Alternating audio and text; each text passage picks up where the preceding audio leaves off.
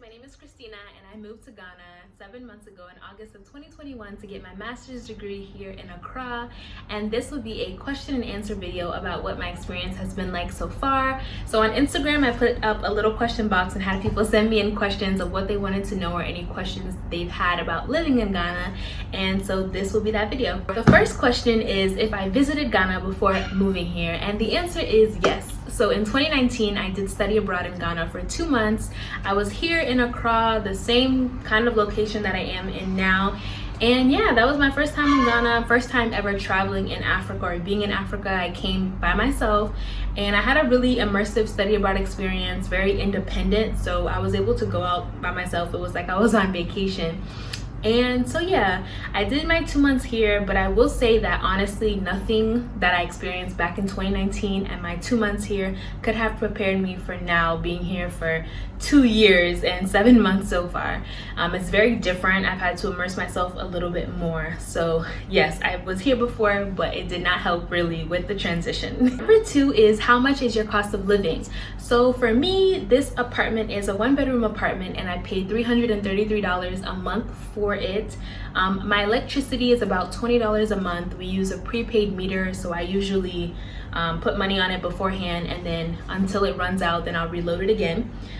Transportation, for me, I'm always out of my house, so honestly, I'm ashamed to say this, but I probably spend like $200 US a month, maybe even more, just on Bolt and Uber rides. And then what else, like groceries, maybe like $150 a month. So yeah, that's pretty much my cost of living, and those are my main expenses. I don't have to pay for textbooks or anything. Electricity is pretty cheap. So yeah, my biggest expense would be transportation. The Uber rides and Bolt rides are like $1 to $3 on average. So people come to Ghana and they visit and they think it's super cheap, but it's not. Like when it's your main source of transportation and you're going up and down, especially long distances in this Accra traffic, your bill will add up. So that's my cost of living pretty much right now in Ghana. Yeah. The next question is, how do you make your money abroad? So yes, I can talk about this in another video, but I actually won a fellowship, and that's how I'm able to do my graduate school. The fellowship is paying for it, and then I was able to do it abroad. But besides the stipend that fellowship gives me, y'all, I am also a virtual assistant and a freelance writer. So I get my money by writing articles and blogs for different businesses, publications. I just started that recently, travel writing. And then also as a virtual assistant, I just do random tasks for people or their businesses, like email management, scheduling appointments, calendar management, controlling their social media, writing them captions. So random tasks basically to get my money, and honestly that pays pretty well. I was able to replace my old job from it, and yeah, that's helped me a lot, especially having a source of income while I'm abroad. That's how I'm able to travel around Ghana. That's how I'm able to do a lot of the fun stuff. So that is how I make my money. The next question is the process of schooling abroad. So this process will vary depending on your university, but if you are interested in schooling abroad, like the school that you choose or you're interested in should guide you as an international student. My school is a global university, so most of the students on my campus are from different countries, like mainly within African countries, but from like Senegal, Ivory Coast, Cameroon, we have people from all over. So my school is pretty used to like doing the international process, and for me, I honestly didn't have to do that much, just like send a copy of my diploma, a few paperwork, but honestly it was very smooth process. My admissions counselor told me everything that I needed to have. So yeah, I had a pretty smooth transition. If you're really interested in schooling abroad, I would recommend my university, Webster University. It is US accredited, which really helps, so that my diploma is gonna say the US, and just as a US citizen, like we all know it helps. Like unfortunately that's just how things go within like the global system and the global world sometimes. So having that US on my certificate will be there even though I'm abroad. But if you are interested in schooling abroad, like I said, I highly recommend my school, Webster University. We have global campuses everywhere. There's a campus in Greece, Netherlands, Austria, Switzerland, I believe, and so many other places that you can go, and your degree will still say US on it because it's US accredited, and they're American universities. So definitely just start researching schools that you want to go to, and then talk to an admissions counselor to find out what the rules are. Ghanaian Men. This one is a video all on its own, but honestly I would say that coming to a country like Ghana, being in a black country as a black woman from the US, where we're not always respected, in fact we're probably the most disrespected in that country, and then coming to a black nation where like you're just accepted and embraced for all of your flaws and accepted for who you are, has been an amazing experience. Dating at first was very fun, but it quickly turned into like a lot of lessons for me personally. Maybe I'll do a video on it, maybe not, but I definitely think dating here is fun. You'll definitely have options. The advances never stop.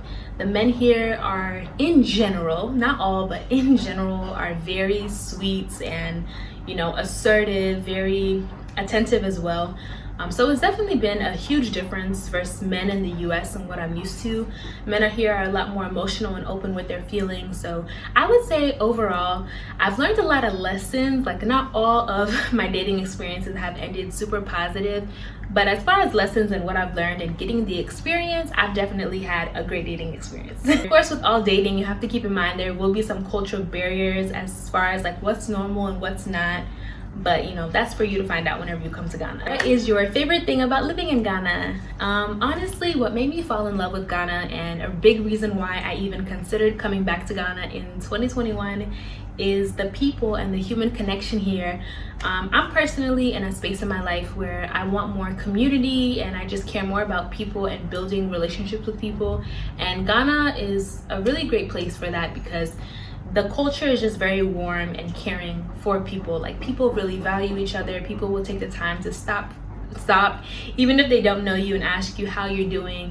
Like, if I fall down the side of the road, I know that there'll be people swarming around me making sure that I'm okay. Like, the community is just really here in Ghana, and I love how people interact with each other. What is one thing you wish you knew before moving to Ghana?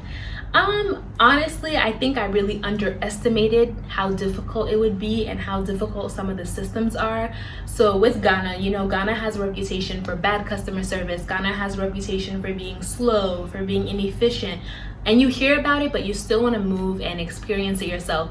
I underestimated it all. Like, y'all, I'm talking, you go to get like your ID card and you're at the facility all day. Your day's wasted, like your time is constantly being wasted in Ghana. And it just gets frustrating, especially coming from a Western system. I'm gonna be real, like sometimes it's rough, in the US, you can wait somewhere, you're waiting in line, and you know that you're gonna get what you came there for. But in Ghana, you might spend your whole day somewhere, you guys, to get a specific thing, and you may not even leave with it. So I think I just underestimated how rough the systems can be and the inefficiency sometimes. How do you do school with internet issues? So on my Instagram, I'm always talking about how like internet is rough. I'm always going to different cafes or having to go to school to do my Wi-Fi. And honestly, y'all, like I said, it's been rough. Mainly because your internet and how good your internet is in Ghana kind of depends on your location. So the internet I have is a portable Wi-Fi. It's called MiFi. And in some locations I'll be in, it works perfectly. You guys, it's fast. It gives me no issues. But in my apartment, it can be fast and good one day. It can work one day perfectly normal, not too fast, but not horrible either. And then another day, like it may be on and it's just not working. Like it just doesn't want to work. And as a student, as a virtual assistant, as a blogger, as a writer, that is rough. Everything I do is online, so I need reliable Wi-Fi.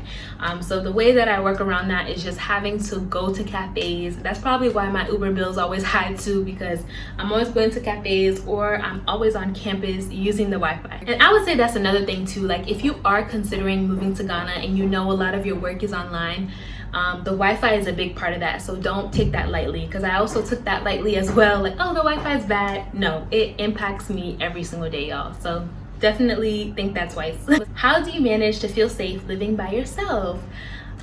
Honestly, you guys, I travel by myself. I do most things by myself. I'm just very comfortable with myself, and as an introvert, living by myself is honestly my dream. After some horrible college roommate experiences, after always sharing a room growing up with my sister and cousin, after just never really having my own personal space, this is the first time I've ever had like a full apartment to myself, and I've loved every single second of it. So as far as actually living by myself in a home, 10 out of 10, recommend for me.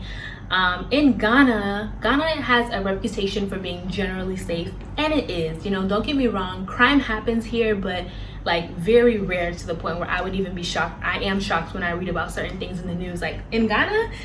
But yeah, Ghana is generally safe. People don't really commit like crazy crimes. If they do a crime, it's like petty theft. That's really the main crime, actually, like robbery or theft, but not robbery, sorry, theft. But yeah, Ghana is honestly a safe place, and I would definitely recommend Ghana as like a solo destination for females coming alone. It's really safe because transportation is usually a big thing, and you can just take your Uber and like track where you're going.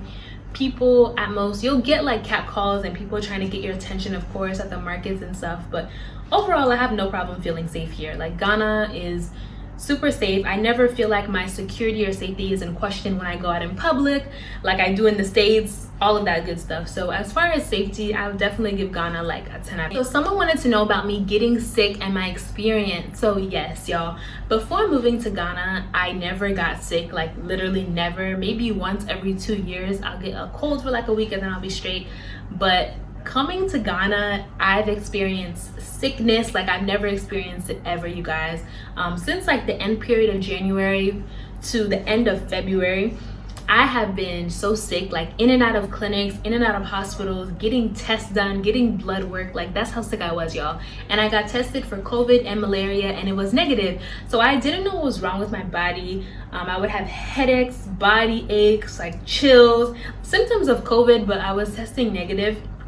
So I was kind of quarantined after December, and you guys know like Ghana's hot in December. A lot of people come down. So I was like, ugh, all these people are here and that's when I'm getting sick, of course. But yeah, that's really what was going on. And then also feeling nauseous all the time. And there was really nothing really wrong. I think I went to the hospital and they told me I had some infection. I took medicine and I was okay. But yeah, that was a rough period. And even now I've had like all sorts of different infections, and I guess it's just my body getting used to being here for so long. And someone was worried that they would get sick, and no, like if you're visiting, I honestly wouldn't worry about being sick. I think you'll be fine. But of course, living here, drinking the water, I've started to drink more local water. I think my body is just trying to adapt, and I feel a lot better now. Since like the end of February, I've been good. So yeah, definitely I've been in a few clinics, hospitals, infections, but I think it's just my body getting used to it, like I said. So nothing to worry about. You manage to be away from your family so long, don't you get homesick? Y'all, I do not get homesick. I'm sorry, I just don't. Even in college, like people would always ask me or be talking to their parents, and honestly, I've never really been like super close with my parents, so it's not hard for me to just go away or live in a different country at all. I do talk to my family members and stuff like that and friends all the time through the phone and keep in contact with them. But I think I've just really gotten used to being on my own at this point, and living alone is kind of my life, and I love it. Honestly, I love living alone. I love living in a different country and getting the experience that I'm having. So yeah, I don't really get homesick. So for someone who does, I would say just focus on phone calls and stuff like that, and take trips back home if you need to. What languages are spoken in Ghana? So yeah, Ghana has a lot of different languages. Although English is like the main language and can be found being spoken in Accra, definitely. There's Tree, there's Ewe, there's Ga, there's Krobo, there's some French speakers here. So the languages kind of depend on the different ethnic groups. But yeah, there's a lot spoken here, but you can definitely get by with English, and English is widely spoken. The biggest differences between touring Ghana and living in Ghana. So one, the housing situation. If you don't know what looking for an apartment is like in Ghana, you really don't want to know. Actually, it's just easier to just find like Airbnb and be done. But when you're living here, you have to find a lease. And in order to get that lease, like you have to pay an agent to take you around to all these different places that you're trying to rent, not even buy, that you want to rent, and then pay a fee for each of those places that you see, and pay for their transportation and all this other crazy stuff that doesn't even make sense, including like a 10% fee that you have to pay them. For me coming in, I knew I wasn't gonna do that, so I came up with like this whole process. After talking to my friend Harriet, she helped me figure out like how to go about it, and it helped me and saved me so much money. But things like that, like And when you're living here, you really have to go through the systems. Like, there's no shortcuts. You have to go and you have to experience it. And while you're experiencing those things, you really get a taste of what Ghana is like, why people say life in Ghana is hard, the complexities, and you know, it just becomes very difficult. So whereas when you come and you're on vacation, you just book your little Airbnb, your hotel, and you're on your way. Like, you're just here to enjoy and have fun. But everyday life in Ghana, it involves those like complicated systems unless you know someone or you can give someone a quick call, and that can get frustrating as someone new coming in. So that's a big difference. Another difference I would also say is just people being very blind to the issues in Ghana. As Ghana gets more popular, to be real with y'all, I just see a lot of things going on, I would say, in Accra. And I don't even want to generalize the entire Ghana because it's not. It's really Accra that people are talking about when they speak Ghana most of the time. But there are so many things. Like, the economy is so hard, you guys. Life is so hard for like the average Ghanaian, and I see it every day. And even for me, sometimes things are hard. But hopefully I'll be able to get it together and sit down and film this experience so I have it to look back to in the future. So thank you guys so much for watching, and I'll see you in the next video.